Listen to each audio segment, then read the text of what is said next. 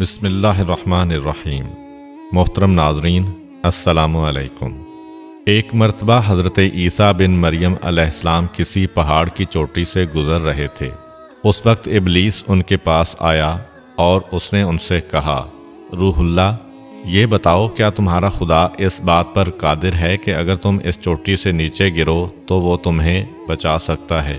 حضرت عیسیٰ علیہ السلام نے کہا، جی ہاں، میرے رب کو یہ قدرت حاصل ہے۔ ابلیس نے کہا، یہ بات حق ہے اور آپ اپنے اس دعویٰ میں سچے ہیں تو آپ اپنے آپ کو اس پہاڑ کی چوٹی سے گرا دیں، میں دیکھتا ہوں کہ آپ کا رب آپ کو مرنے سے کیسے بچاتا ہے۔ حضرت عیسیٰ علیہ السلام نے محسوس کیا کہ شیطان لعین انہیں ناجائز وسوسہ میں مبتلا کرنا چاہتا ہے۔ انہوں نے اس سے کہا، لعین، کیا تو چاہتا ہے کہ میں اپنے رب کی آزمائش کروں؟ یہ علیحدہ بات ہے کہ مجھے اس بات کا یقین ہے کہ میرا خدا میری حفاظت کرے گا۔ اللہ کا ہر فرمان برحق ہے اور ہمیں اس میں شک کرنے کی کوئی گنجائش نہیں ہے، لیکن میں خدا کی آزمائش نہیں کرتا۔ کچھ دنوں بعد ابلیس ان کے پاس آیا اور ان سے کہا، عیسیٰ علیہ السلام، تم تو اللہ ہو کیونکہ تم مردے زندہ کرتے ہو اور غیب جانتے ہو اور لوگوں کو غیب کی خبریں دیتے ہو۔ حضرت عیسیٰ علیہ السلام نے اس کی بات کاٹتے ہوئے کہا، لعین، تو جھوٹ بکتا ہے، میں خدا کا مستجاب الدعوات بندہ ہوں۔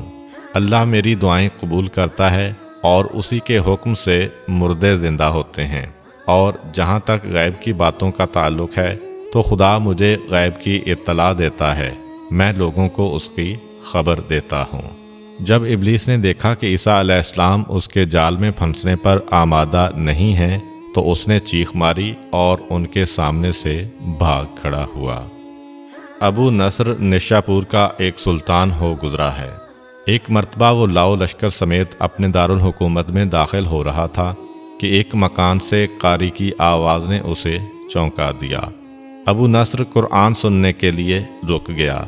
قاری نے دلسوز آواز میں سورہ آل عمران کی آیت نمبر 26 کی تلاوت کی، جس کا ترجمہ یہ ہے، آپ کہہ دیں کہ اے اللہ، تو ہی مالک الملک ہے، تو جسے چاہے سلطنت عطا کرے اور جس سے چاہے سلطنت چھین لے، اور جسے چاہے عزت دے اور جسے چاہے ذلت دے، تمام بھلائی تیرے ہاتھ میں ہے، بے شک تو ہر چیز پر قدرت رکھتا ہے۔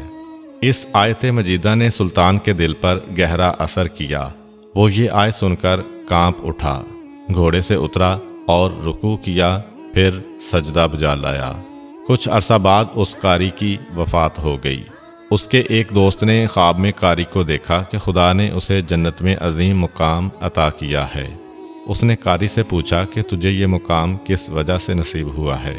قاری نے جواب دیا، میں تو ایک بدکار اور گناہگار انسان تھا، میرے نامہ اعمال میں کوئی خاص نیکیاں نہیں تھیں، مگر اس کے باوجود خدا نے مجھ پر خصوصی کرم کیا اور مجھے یہ مقام عطا کیا، اور خدا نے مجھ سے فرمایا، تو نے دنیا میں ایک سلطان کو ہماری عظمت یاد دلائی تھی، اس کی وجہ سے ہم آج تجھ پر رحم کر رہے ہیں اور تجھے بلند مقام عطا کرتے ہیں۔ جی ہاں، اللہ تعالیٰ کا فرمان ہے، فاذکرونی اذکرکم، تم مجھے یاد کرو، میں تمہیں یاد کروں گا۔ پرانے زمانہ میں انطاکیہ ایک بہت بڑا شہر تھا۔ یہ شہر ایشیائے کوچک میں واقع تھا۔ اس شہر کی لمبائی 12 میل تھی اور اس میں انسانوں کی ایک بھاری تعداد قیام پذیر تھی۔ انطاکیہ شہر کے لوگ گمراہ اور ظالم تھے۔ وہ ستاروں اور بتوں کی پوجا کرتے تھے۔ اللہ تعالیٰ نے ان کی رشد و ہدایت کے لیے ان کے پاس 2 نبی بھیجے۔ اہل شہر نے ان کی تکذیب کی تو ان کی تقویت کے لیے تیسرے رسول کو وہاں بھیجا گیا۔ چنانچہ تینوں انبیاء نے لوگوں کو خدا کے راستہ کی دعوت دی اور شہر کے گوشہ گوشہ میں انہوں نے تبلیغ دین کی، لوگوں کو توحید کی دعوت دی، معاد اور یوم قیامت سے آگاہ کیا اور انہیں عذاب خداوندی سے خبردار کیا۔ اہل شہر بڑے بدبخت تھے۔ 3 انبیاء کی مشترکہ تبلیغی کوششوں کا ان پر کوئی خاص اثر نہ ہوا اور پورے شہر میں صرف 40 افراد نے ہی دعوت حق کو قبول کیا۔ شہر کے دوسرے لوگوں نے تینوں انبیاء اور ان کے پیروکاروں کو پکڑ کر انہیں سخت اذیتیں دیں اور ظلم کی انتہا یہ کی گئی کہ ان مظلوموں کی گردن میں سوراخ کر کے اس میں رسیاں ڈالی گئیں اور شہر کے ظالم لوگ رقص بسمل سے لطف اندوز ہوئے۔ اس شہر میں ایک مرد مومن رہتا تھا جس کا نام حبیب النجار تھا۔ وہ ان انبیاء پر ایمان لایا تھا، لیکن وہ اپنے ایمان کو مخفی رکھتا تھا۔ وہ شہر میں بڑھئی کا کام کرتا تھا۔ اسے جو مزدوری ملتی تھی وہ اس کو 2 حصوں میں تقسیم کرتا تھا۔ ایک حصہ اپنے اہل خانہ کو کھلاتا تھا اور دوسرا حصہ غرباء و مساکین میں تقسیم کرتا تھا۔ جب حبیب النجار کو اس ظلم کا پتہ چلا تو انہوں نے اپنی قوم کو تبلیغ کرتے ہوئے کہا، اے میری قوم، ان رسولوں کی پیروی کرو، ان کی اتباع کرو جو تم سے کوئی اجر نہیں مانگتے اور وہ راہ راست پر ہیں، اور میں کیوں نہ اس ذات کی بندگی کروں جس نے مجھے پیدا کیا ہے اور جس کی طرف تم سب کو پلٹ کر جانا ہے۔ کیا میں اس ذات کے علاوہ کسی کو معبود بناؤں؟ جبکہ اگر خدائے رحمان مجھے ضرر پہنچانے کا ارادہ کر لے تو ان کی شفاعت مجھے کوئی فائدہ نہیں دے سکتی اور نہ وہ مجھے چھڑا سکتے ہیں۔ تب تو میں صریح گمراہی میں مبتلا ہو جاؤں گا۔ میں تو تمہارے پروردگار پر ایمان لے آیا ہوں، لہٰذا میری بات سن لو۔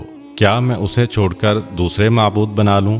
حالانکہ اگر خدائے رحمان مجھے کوئی نقصان پہنچانا چاہے تو نہ ان کی شفاعت میرے کسی کام آ سکتی ہے اور نہ وہ مجھے چھڑا ہی سکتے ہیں۔ اگر میں ایسا کروں تو میں واضح گمراہی میں مبتلا ہو جاؤں گا۔ میں تمہارے رب پر ایمان لے آیا، تم بھی میری بات مان لو۔